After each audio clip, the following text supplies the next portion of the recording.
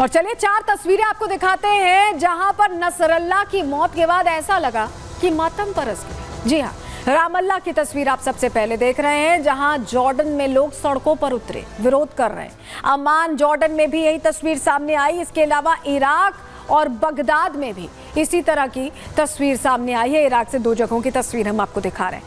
ये दरअसल वो कट्टरपंथी सोच के लोग हैं जो नसरल्ला के नक्शे कदम पर चलते थे, उसकी एक तकरीर पर सड़कों पर उतरने को तैयार रहते थे और साथी थे, तो वो दुख जाहिर कर रहे हैं। लेकिन एक और तस्वीर आपको दिखाएंगे आगे, क्योंकि ये तो वो तस्वीर है जो बता रही है कि कट्टरपंथ के साथी रोते दिखाई दे रहे हैं। लेकिन चलिए अब आपको जरा 2 तस्वीरें वो दिखाते हैं जो बता रही है कि आज़ादी कैसी होती है। ऐसे कट्टरपंथी सोच से जब आज़ादी मिलती है तो कैसा होता है मंजर। देखिए, ईरानी महिलाओं का जश्न आपको दिखा रहे हैं। सबसे पहले ईरान सबसे बड़ा खैरखा बनता है हिजबुल्लाह का। ईरान और इराक से ऐसी तस्वीरें सामने आती रहती है और इस बीच महिलाओं ने जश्न मनाया क्योंकि महिलाओं पर तरह तरह की पाबंदियां लगाई गई हैं। सीरिया में यहाँ तक कि मिठाइयाँ दी गई है। और ये तस्वीर अपने आप में बताने के लिए काफी है कि आतंक का जो अंत हुआ है, कट्टरपंथ का जो अंत हुआ है, उसको लेकर इन लोगों में खुशी का माहौल है। लेकिन आपको बताएं कि एक समय था जब लेबनान बहुत आजाद ख्याल का देश था, कट्टरपंथी सोच से जकड़ा हुआ नहीं था, उस मकर जाल में उलझा हुआ नहीं था। और अब जो लेबनान है वो पहले से बहुत अलग हुआ करता है। आपको बताते हैं, दरअसल आधुनिकता की मिसाल था लेबनान एक वक्त में। बेरूत को मिडिल ईस्ट का पेरिस कहा जाता था। पेरिस में आप देखते हैं कितना एडवांस या कितना ज़्यादा आधुनिक माना जाता है पेरिस को। उस वक्त कहा जाता था बेरूत को। यहाँ के समुद्री किनारों पर पार्टीज होती थी। 1930 में यहाँ पहला क्लब खुला था। आप सोचिए 1930। और 1900 में यहाँ वेस्टर्न कपड़ों का चलन था, यानी आज़ाद ख्याल देश था। आज़ादी से रहते थे और अपनी बात रखने का यहाँ पर हर किसी को हक था। 1950 के दशक में पैसा आने का सिलसिला बढ़ गया। कई 5 स्टार होटल्स और नाइट क्लब्स खुल गए और लेबनान में अमीर पर्यटकों का आना जाना भी शुरू हो गया, यानी टूरिस्ट प्लेस था लेबनान और लोग पहुंचते थे बड़ी संख्या में। विश्व स्तरीय खाने और फैशन ने लोगों का ध्यान खींचा और यही वजह है कि यहाँ पर पार्टीज चलती थी। 70 के दशक तक पार्टीज बेरोक टोक चलती रही, सब कुछ अच्छा चलता रहा। लेकिन 1975 से 1990 तक लेबनान गृह युद्ध में फंस गया।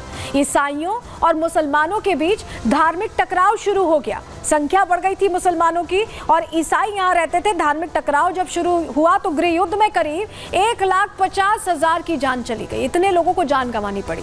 कट्टरपंथियों ने उस वक्त लेबनान पर कब्जा शुरू किया, धीरे धीरे घेरना शुरू किया, कब्जा करना शुरू किया और नसरल्ला जैसे कट्टरपंथी लेबनान पर हावी हो गए। और आज यहाँ लेबनान में किसी चीज की आजादी नहीं है। टूरिस्ट जाने से कतराते हैं क्योंकि हिजबुल्लाह का बहुत सारा इलाका ऐसा है जो पूरी तरह से अपने कब्जे में लिया हुआ है। तो ये वो तस्वीर है जब कट्टरपंथी सोच हावी हुई तो कैसे लेबनान बदल गया। हमने आपको बताया कैसे बदल गया। लेकिन सिर्फ यही एक देश नहीं है जो बदल गया इस तरह की कट्टरपंथी सोच के जाल में, और भी देश।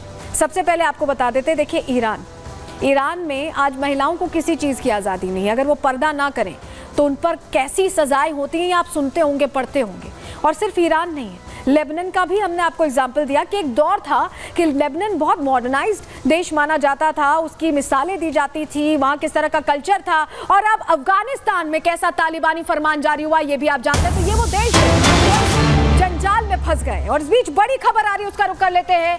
नसरल्ला के खात्मे से ईरान बौखला गया है। देखिए, ईरानी नेता ने इजराइल पर हमले की धमकी दे दी है। सही समय पर इजराइल पर हमला करेंगे यह कहा गया है, यानी ईरान फिर से बातें बड़ी बड़ी कर रहा है लेकिन एक्शन इजराइल की तरफ से होता दिखाई दे रहा है। धड़ाधड़ ठिकाने लगाए जा रहे हैं उन नेताओं को जो कट्टरपंथी सोच लेकर चलते हैं, जो आतंक लेकर चलते हैं। और इजराइल के इस जवाब का ईरान के पास यही जवाब रहता है कि वक्त आने पर करारा जवाब देंगे। इजरायली सेना को करारा जवाब देंगे। होता कुछ नहीं है, ईरान फिर से बौखलाता दिखाई दे रहा है और फिर से ये बात कही गई है। ये बड़ी खबर इस वक्त की आपको बता रहे हैं। तो देखिए, ये बड़ी जानकारी मिल रही है। हमले को धमकी देते हुए दिखाई दिया है ईरान फिर से।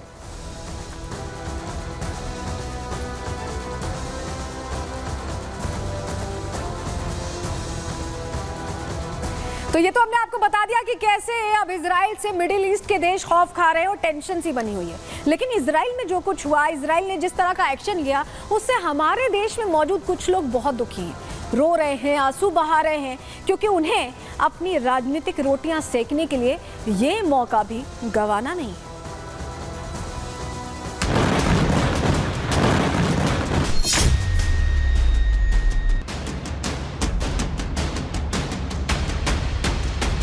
महबूबा मुफ्ती पीडीपी की चीफ हैं या हिजबुल्लाह में काम करती हैं? कभी फौजी शहीद होते हैं उस पर तो प्रचार बंद नहीं करती। महबूबा मुफ्ती ने चुनाव प्रक्रिया का बहिष्कार करके ये साबित किया कि किस प्रकार वह आतंकियों के लिए आंसू बहाता है। ये घड़ियाली आंसू हैं, मगरमच्छ के आंसू हैं।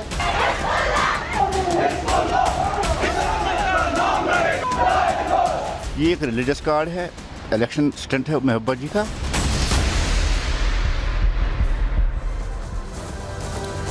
तो हिजबुल्लाह जिसे कई देशों ने आतंकी संगठन घोषित किया हुआ है, आतंकी फैक्ट्री कहा जाता है, उसी के जो चीफ है उसे जब मौत के घाट उतारा गया तो हमारे देश में कुछ ऐसे चेहरे जो यहाँ आप देख पा रहे हैं, उन चेहरों की आंखें बुझ गई, उनका जो चेहरे की रौनक थी वो चली गई और वो आंसू बहाने लगे, दुखी हो गए। इतनी हमदर्दी वैश्विक आतंकी संगठन के चीफ के मारे जाने पर आखिर क्यों है, इसको लेकर प्रश्न बना हुआ है, क्योंकि हिजबुल्लाह परस्तों को ये जो दर्द हो रहा है इससे सवाल उठना तो लाजमी सा दिखाई देता है। और चलिए जल्दी से आपको बताते हैं कि हुआ क्या है, क्योंकि जब हम कह रहे हैं कि ये जो हिजबुल्लाह परस्त हैं, पाकिस्तान परस्त तो थे ही, अब हिजबुल्लाह परस्त भी होते दिखाई दे रहे हैं। ये नए सिरे से चर्चा कर रहे हैं, ये कह रहे हैं कि बहुत गलत हुआ है जिस तरह से हसन नसरुल्लाह को मौत के घाट उतारा गया है।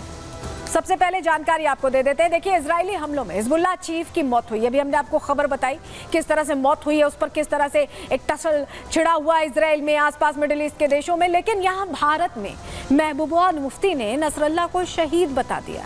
भारत में महबूबा मुफ्ती कह रही हैं कि नसरुल्लाह शहीद हो गया है। चुनाव प्रचार का जो उनका अभियान है, आज आखिरी चरण के लिए आखिरी दिन था प्रचार के लिए। आज का अभियान महबूबा मुफ्ती ने रद्द कर दिया। जी हाँ, रद्द कर दिया। आखिरी चरण का आखिरी दिन था प्रचार का। नसरुल्लाह की मौत पर एकजुटता दिखाने की अपील की है। आखिर इतनी तकलीफ क्यों हो गई महबूबा मुफ्ती को? उमर अब्दुल्ला ने भी इजराइल पर निशाना साधा।